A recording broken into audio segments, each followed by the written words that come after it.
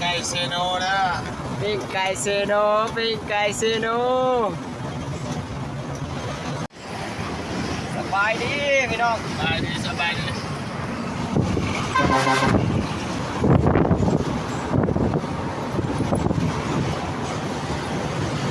ไปกับรถเมนูขึ้นเก่า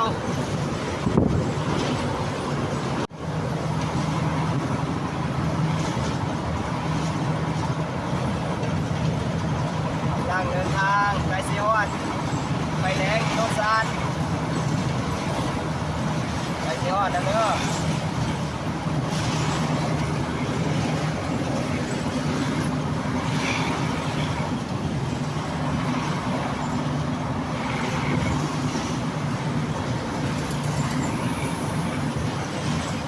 แล้วรถทางงามได้เนาะ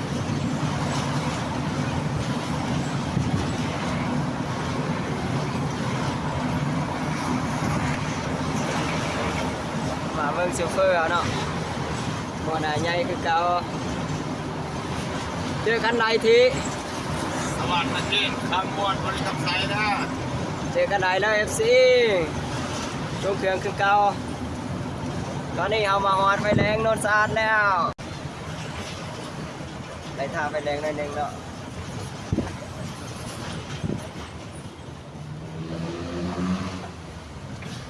โอ้พอดีเนาะพอดีมาฮอดแล้วก็ไฟเขียวเลยเนาะไปเลยไปต่อเลย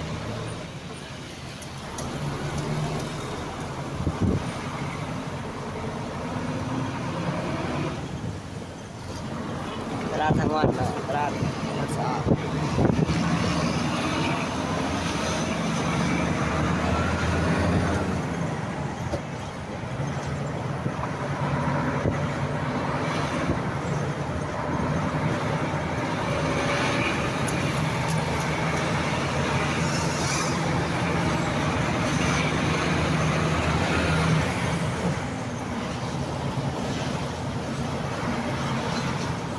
วันน่ะเขาไปวันนี้จังมือเขาจังฮอดอยู่ใต้เนาะส่งมือกับฮอดแล้ว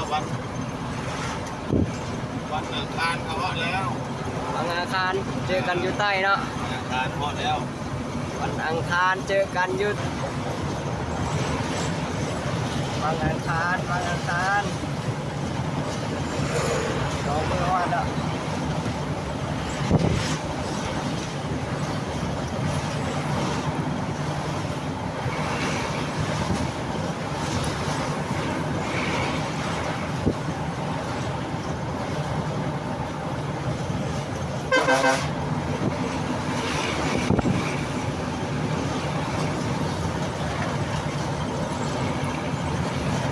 งานเนาะ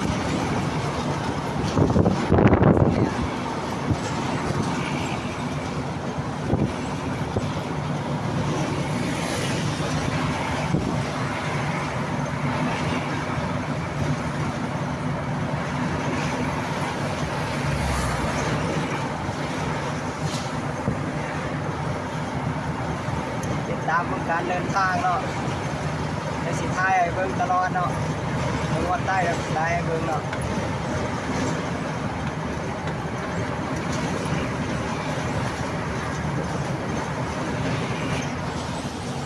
เอาพี่น้องเอามาฮอดตลาดลงมาค่ายแล้วเนาะไปทางหน้านี่ตลาดลงมาค่ายเนาะตลาดลงมาค่ายเด้อฮอดแล้วตลาดลงมาค่ายตลาดลงมาค่ายเนาะบ้านใดเนาะ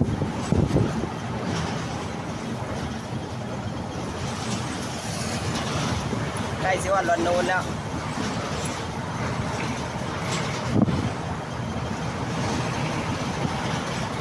จังหน่อยวันรถนูนเนาะมาแล้วใกล้สิวันรถนูนแล้วเด้ออีกจังหน่อยวันรถนูนเนาะ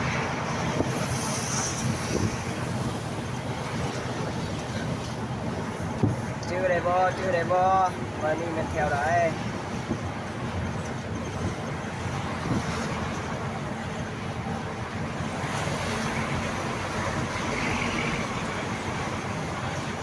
ใกล้เสียงวันวงเวียนโดนแล้ว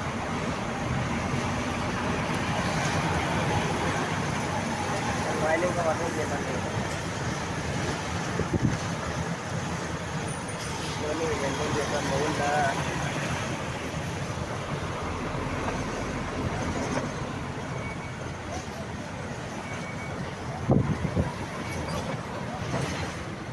อาจจะแยกไปทางรักษาเวทเนาะอันไปทางชันของเขาไปในเมืองอาจจะแยกไปเลี้ยวขึ้นมาเนาะไปรักษาเวท เดี๋ยวมาเจอเส้นทาง13ไร่ กำลังไปเส้นทางเลขที่43ได้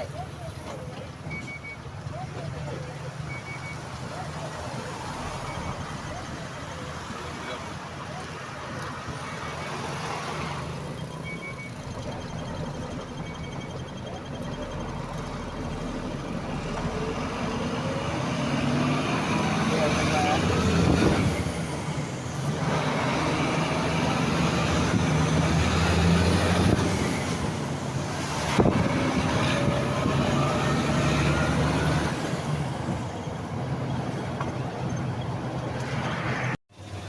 ไปดีกำลังใช้น้ำมัน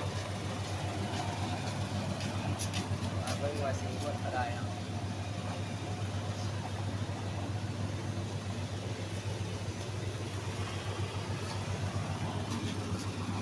อันใหญ่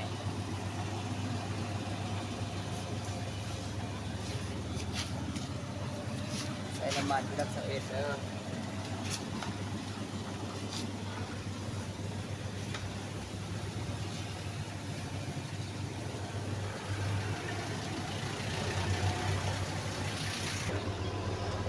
ดินทางหนึ่ง3,500,000 ใช้น้ำมันว่าแล้วมัน